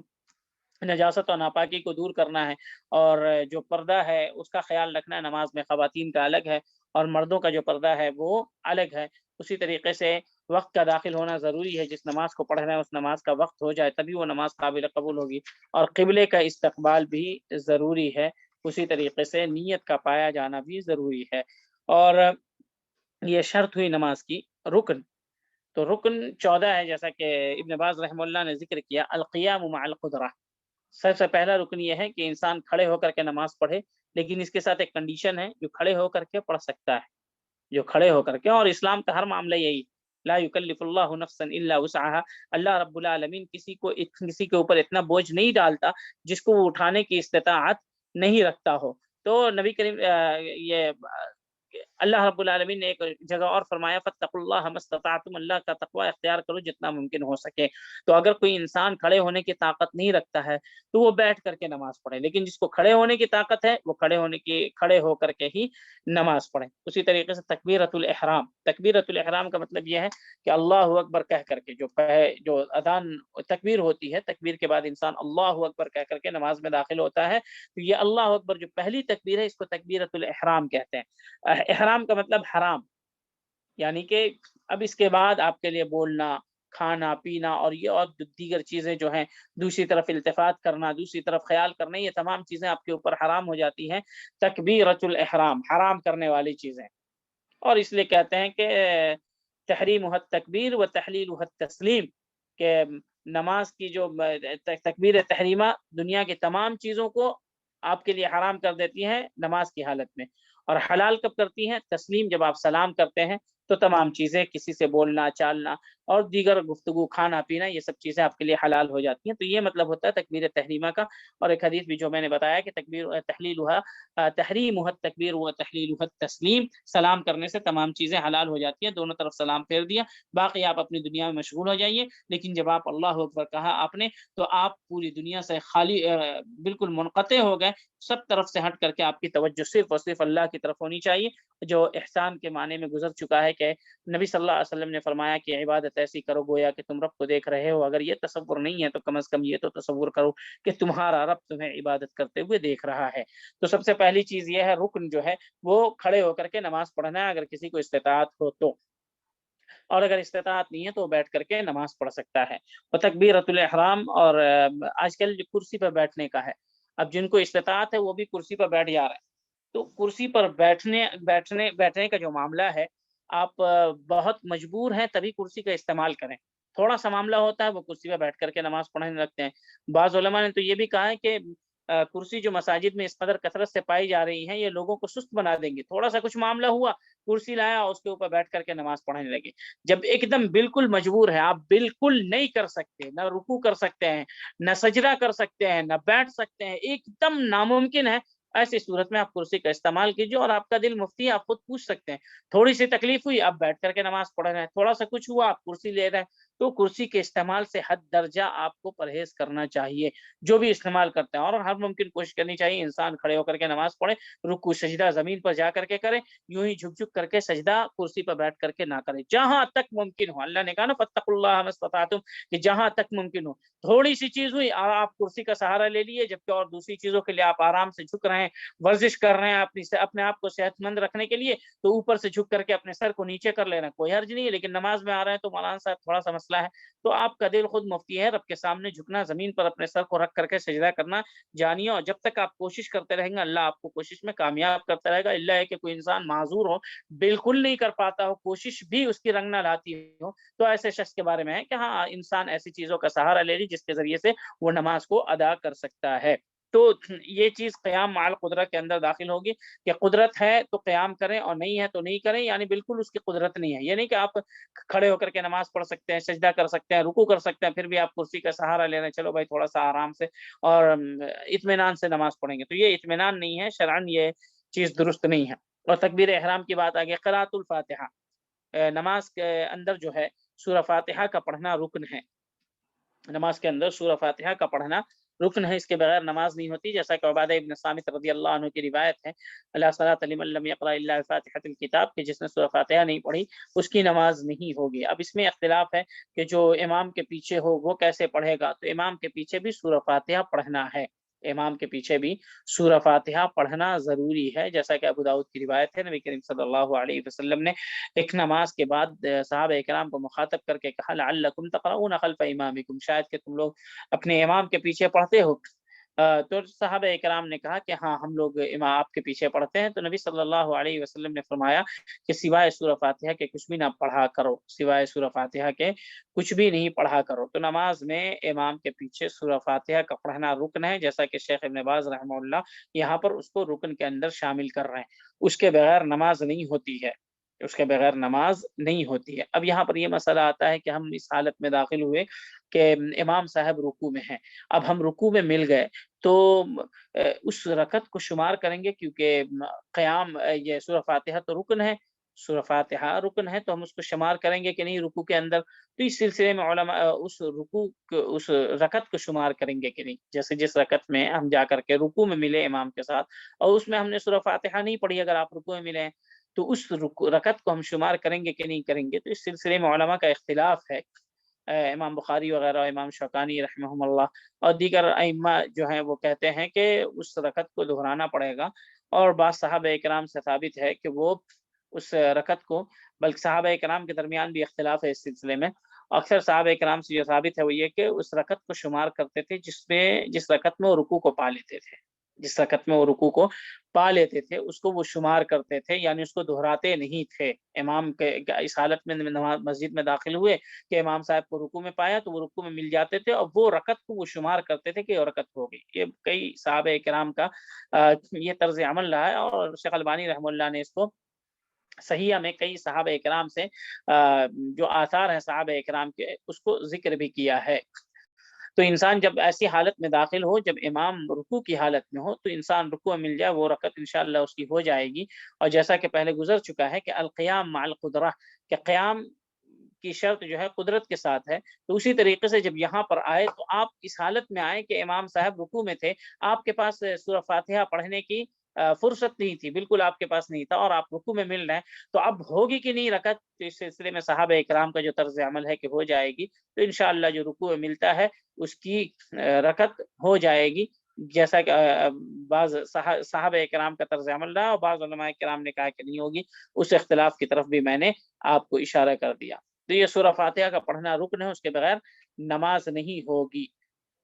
اسی طریقے سے رکوع رکن ہے، رکوع کرنا جو رکن ہے، اگر کوئی بغیر رکوع کے سجدے میں چلا گیا تو پھر وہ رکعت باطل ہو جائے گی، اس کو پھر سے دہرانا ہوگا۔ تو رکوع بھی نماز کا رکن ہے۔ اسی طریقے سے رکوع کے بعد کھڑے ہونا آرام سے، اعتدال بعد الرکوع جو ہوتا ہے، آرام سے کھڑے ہونا کہ ہر ہڈی اپنی جگہ پر لوٹائے۔ کچھ لوگ کھڑے ہوتے ہیں ابھی جھکے ہی ہوتے ہیں کہ سجدے میں چلے جاتے ہیں، ان کی نماز باطل ہو جائے گی۔ اس نے نبی صلی اللہ علیہ وسلم کے پاس ایک صحابی نماز پڑھ کر کے آیا اور سلام کیا، تو نبی صلی اللہ علیہ وسلم نے فرمایا کہ ارجع فصلی فانک لم تصلی، لوٹ کر کے جاؤ، دوبارہ نماز پڑھو کیونکہ تم نے نماز نہیں پڑھی، کیونکہ ان کی نماز میں اعتدال اور اطمینان وغیرہ نہیں تھا۔ اس وجہ سے نبی صلی اللہ علیہ وسلم نے ان کو لوٹا دیا۔ تو نماز کو اطمینان کے ساتھ پڑھنا ہے۔ الا بذکر اللہ تطمئن القلوب، اللہ کے ذکر سے نماز دل کو سکون اور اطمینان ملتا ہے، اور نماز کو اللہ نے ذکر کہا ہے، اقم الصلاۃ لذکری، کہ میرے ذکر کے لیے نماز قائم کرو۔ تو نماز بھی ایک قسم کا ذکر ہے، اس کو بہت ہی اطمینان اور اعتدال کے ساتھ پڑھنا چاہیے۔ اعتدال کا مطلب یہی ہے کہ جب آپ رکوع کے بعد کھڑے ہوں تو ایک دم سیدھے طریقے سے کھڑے ہو جائیں، ہر ہڈی اپنی جگہ پر لوٹ آئے،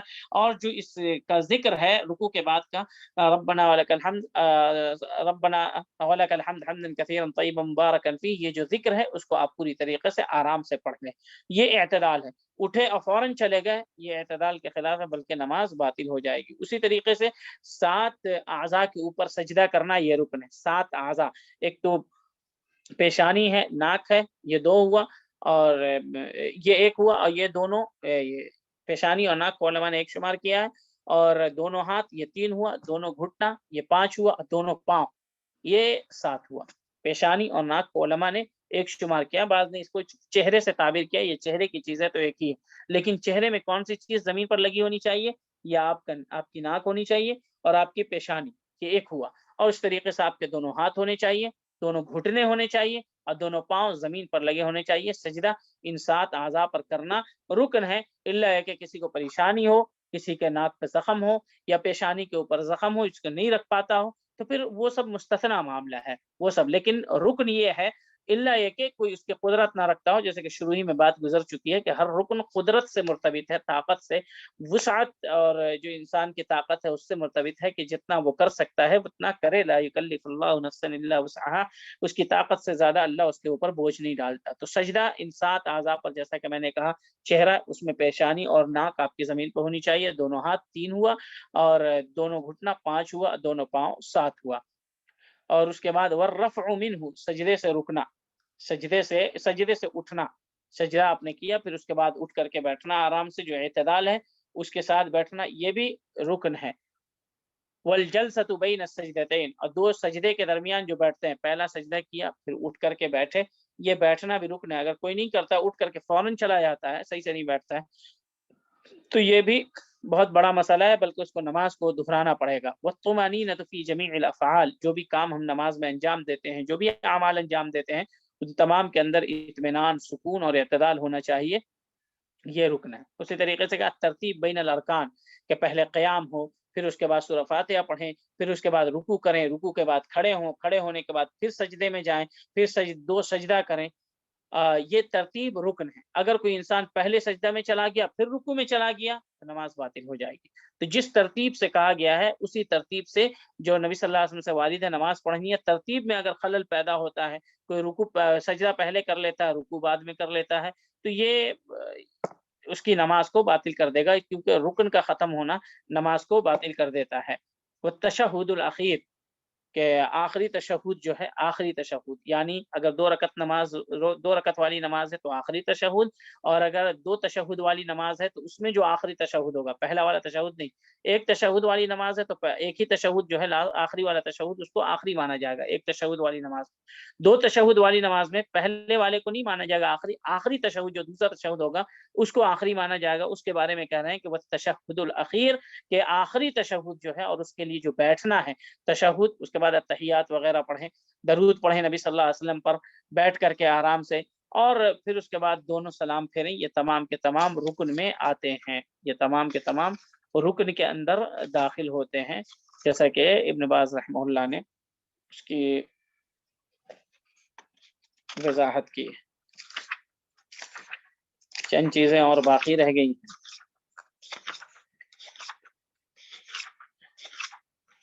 مکمل کیا جائے، غالباً نماز کا وقت ہو گیا، وہاں نماز کا وقت ہو چکا ہے۔ جی شیخ 58 پر ہے نماز کا وقت، تو ختم کر دیا جائے۔ شیخ آپ کی مرضی ہے، جیسا آپ مناسب سمجھیں، ابھی 13 منٹ ہیں ٹھیک ہے، میں اذان 5 کے لیے۔ منٹ اور لے کر کے میں ختم کر دیتا ہوں جی جی شیخ۔ انشاءاللہ۔ 8واں درس جو ہے شیخ ابن باز رحمہ اللہ نے، 8واں درس جو ہے وہ نماز کے واجبات کے بارے میں بیان کیا۔ شرط پہلی تھی، پھر رکن تھا، شرط کا اگر نہیں پایا جائے، شرط نہیں پائی جائے گی تو نماز ہی نہیں ہوگی۔ جیسے اگر کسی کا وضو نہیں تو وہ نماز نہیں ہوگی اس کی، استقبال قبلہ نہیں تو اس کی نماز نہیں ہوگی۔ تو اگر شرط کہیں پر کوئی مسلمان نہیں ہے اس کی نماز نہیں ہوگی، کسی کے پاس عقل نہیں ہے اس کی نماز نہیں ہوگی، یعنی نماز ہوگی نہیں سیدھے سے۔ رکن جو چیزیں بیان کی گئی، ان رکن میں سے اگر کوئی ایک رکن چھوٹتا ہے اور اس کے کرنے کی قدرت اس کے باوجود چھوٹ گیا ہے وہ رکن، تو پھر اس کی نماز باطل ہو جائے گی، اس کو دوبارہ نماز پڑھنا پڑے گا۔ واجبات کا جو تعلق ہے، واجب اگر کوئی چھوٹ جاتا ہے تو سجدہ سہو سے اس کو مکمل کیا جاتا ہے۔ تو علماء نے جو یہ تقسیم کی ہے ارکان کی یا نماز کی جو اعمال کی تقسیم کی ہے، کچھ کو شروط بتایا ہے، کچھ کو ارکان بتایا ہے، کچھ کو واجبات بتایا ہے، اسی وجہ سے کہ سجدہ سہو کہاں پر کیا جا سکتا ہے، کس چیز کے لیے،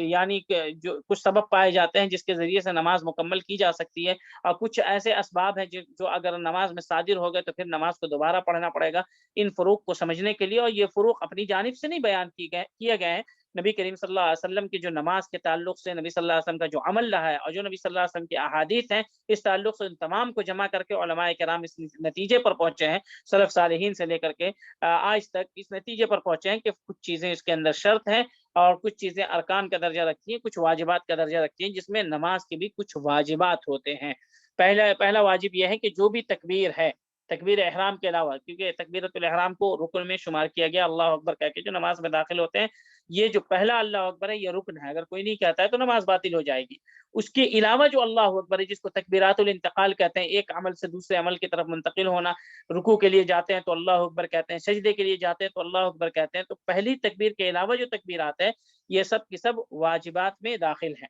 اسی طریقے سے سمیع اللہ لمن حمیدہ دونوں کے لیے، نمازی بھی جو امام صاحب ہے وہ بھی کہیں گے سمیع اللہ لمن حمیدہ،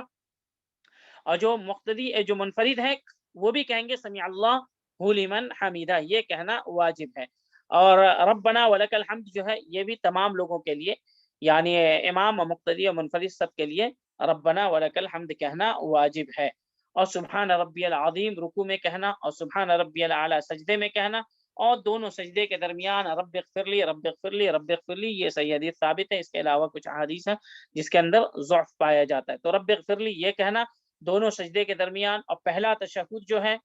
وہ، یہ تمام چیزیں واجب ہیں۔ یعنی جتنی بھی تکبیرات ہیں سوائے تکبیر تحریمہ کے جو تکبیرۃ الاحرام کے نام سے جانی جاتی ہے، اسی طریقے سے رکوع کے بعد سمیع اللہ لمن حمیدہ کہنا، اسی طریقے سے ربنا ولک الحمد کہنا، سبحان ربی العظیم کہنا، اسی طریقے سے سبحان ربی الاعلی کہنا، اور دونوں سجدوں کے درمیان رب اغفر لی کہنا، اور پہلا تشہد، یہ تمام کے تمام واجبات میں سے آتا ہے۔ اور ان میں سے جو بھی امور ہیں ان کا تعلق اقوال سے ہی ہے، اقوال سے یعنی کہنے سے ہے۔ یہ تمام کے تمام چیزیں واجبات میں سے آتی ہیں، ان چیزوں کا نماز کے اندر خیال رکھنا ضروری ہے۔ اگر کوئی چیز چھوٹ جاتی ہے، جیسے مثال کے طور پہ کسی کی پہلی تشہد چھوٹ گئی، اگر وہ کھڑا ہو گیا یاد نہیں رہا، تو پھر وہ اپنی نماز مکمل کر لے، اور سلام پھیرنے سے قبل دو سجدہ کر کر کے پھر سلام پھیرے، تو یہ سجدہ سہو سے یہ واجبات جو ہیں یہ مکمل ہو جائیں گے سجدہ سہو سے۔ اگر ان واجبات میں سے کوئی چیز چھوٹ جاتی ہے، نہیں کر پاتا ہے انسان، تو ان واجبات میں سے اگر کوئی چیز چھوٹ جاتی ہے، نہیں کر پاتا ہے، تو انسان اس کے لیے دو سجدہ کر لے، یعنی جسے سجدہ سہو کہتے ہیں، سلام پھیرنے سے قبل اگر نماز کے اندر چھوٹی ہے تو سلام پھیرنے سے قبل اگر کوئی چیز کمی واقع ہوئی ہے تو، اور اگر زیادہ واقع ہوئی ہے تو امام مالک رحمہ اللہ کے نزدیک یہ ہے کہ سلام پھیرنے کے بعد دو سجدہ سہو کیا جائے گا۔ اور اس کے علاوہ جتنے وارد ہیں جن جن جگہوں پر سجدہ سہو کرنا، امام احمد رحمہ اللہ کا کہنا ہے کہ جن جن جگہوں پر جیسے جیسے سجدہ سہو کرنا نبی صلی اللہ علیہ وسلم سے وارد ہوا، ہم ویسے ہی سجدہ سہو کریں گے، الا ہے کہ کوئی ایسی غلطی ہو جس کا ثبوت حدیث میں نہیں ملتا ہو، لیکن کوئی غلطی ہوتی ہو، تو اس کے لیے ہم سجدہ سہو نماز کے اندر ہی کریں گے۔ تو یہ جو واجبات ہیں اس کے چھوٹنے پر، یا کوئی چیز اگر زیادہ ہو جائے گی، اس کے زیادہ ہونے پر سجدہ سہو کیا جاتا ہے۔ تو کوئی چیز چھوٹتی ہے، نقص ہوتی ہے نماز میں، کسی چیز کا نقص پایا جاتا ہے، تو نماز کے اندر بالخصوص واجب کا اگر رکن کا نقص پایا گیا تو پھر وہ نماز باطل ہو جائے گی۔ شرط اگر نماز سے پہلے جتنی چیزوں کا ذکر اگر وہ نہیں پایا گیا، ان میں سے کوئی ایک چیز نہیں پائی گئی، تو پھر آپ کی نماز ہی نہیں ہوگی۔ تو شروط اور ارکان کے علاوہ واجبات میں سے اگر کوئی چیز نہیں پائی جاتی ہے تو اس کو سجدہ سہو کے ذریعے سے مکمل کیا جا سکتا ہے۔ اور سب کے الگ الگ معانی ہیں، جیسے سمع اللہ لمن حمیدہ، اس کا مطلب یہ ہے سمع اللہ لمن حمیدہ، اس کا مطلب یہ ہوتا ہے کہ اللہ رب العالمین نے قبول کر لیا، سمع اللہ لمن حمیدہ، اللہ رب العالمین نے اس کی بات قبول کر لی جس نے اس کی تعریف کی، جس نے اللہ کی تعریف کی، اس کی دعائیں اور اللہ رب العالمین نے اس کی عبادتیں قبول کر لی۔ سلام کے بعد سجدہ کریں گے تو کیا پھر سلام پھیریں گے؟ اگر سلام کے بعد سجدہ کر رہے ہیں تو پھر دو سلام پھیریں گے، جیسا کہ نبی صلی اللہ علیہ وسلم نے ذوالدین والی روایت میں کیا تھا کہ نبی صلی اللہ علیہ وسلم ظہر یا عصر کی نماز میں 2 رکعت پر سلام نبی صلی اللہ علیہ وسلم پھیر دیے تھے، اور پھر اس کے بعد چلے گئے۔ تو ایک صحابی نے آ کر کے کہا کہ انا قصت الصلاۃ یا رسول اللہ، کہ اللہ کے رسول کیا نماز کم ہو گئی ہے؟ تو نبی صلی اللہ علیہ وسلم نے کہا کہ نہیں، بالکل کم نہیں ہوئی ہے۔ تو نبی صلی اللہ علیہ وسلم کو انہوں نے کہا کہ آپ اس کا مطلب ہے کہ بھول گئے ہیں۔ پھر نبی صلی اللہ علیہ وسلم آ کر کے 2 رکعت مکمل کیے، اور پھر سلام پھیر کر کے سجدہ سہو کیے، پھر سلام پھیرے۔ تو اگر سلام کے بعد سجدہ سہو کر رہے ہیں، سلام پوری نماز مکمل پڑھ کر کے سلام پھیر دیا آپ نے، پھر سجدہ سہو کر رہے ہیں، پھر سلام پھیرنا ہے، اور سلام سے پہلے سجدہ سہو کر رہے ہیں تو جو نماز کا ایک سلام ہوگا وہی دونوں طرف کافی ہوگا۔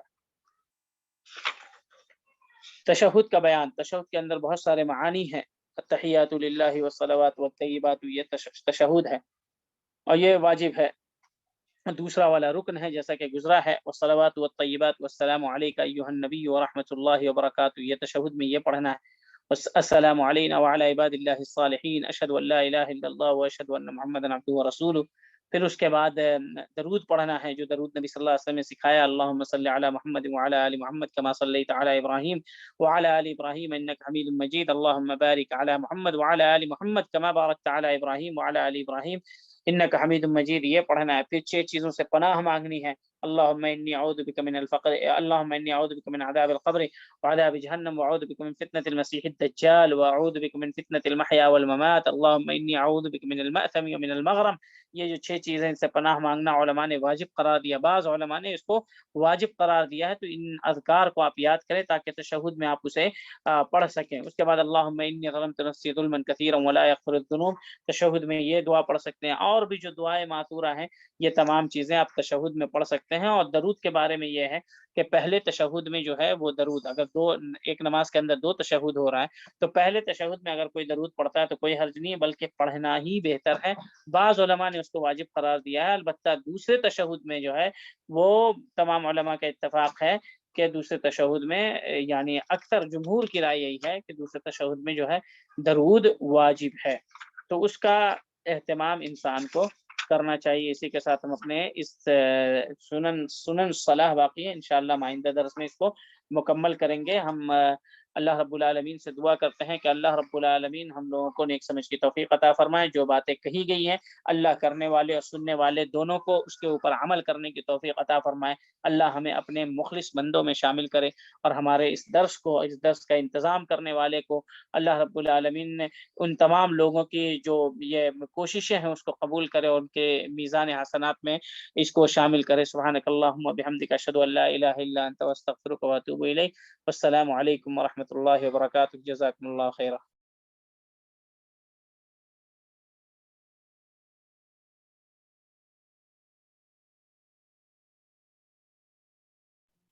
السلام علیکم ورحمۃ اللہ۔ ہم لوگ شیخ کے بہت شکر گزار ہیں، انہوں نے بہت قیمتی باتیں ہم کو بتائیں، اور اللہ تعالیٰ ہم لوگوں کو اللہ کے ساتھ جو تعلق ہے اس کو بہتر کرنے کی توفیق دے، اور توحید کے ساتھ توحید کے اقسام سمجھ کر، اور اللہ تعالیٰ ہم لوگوں کو احسان کا درجہ بھی عطا فرمائے، آمین۔ اور شیخ نے پھر بہت قیمتی چیزیں بتائیں نماز کے تعلق سے، تو آپ سب لوگوں کا بھی شکریہ، آپ لوگ جڑے رہے، اور آئندہ بھی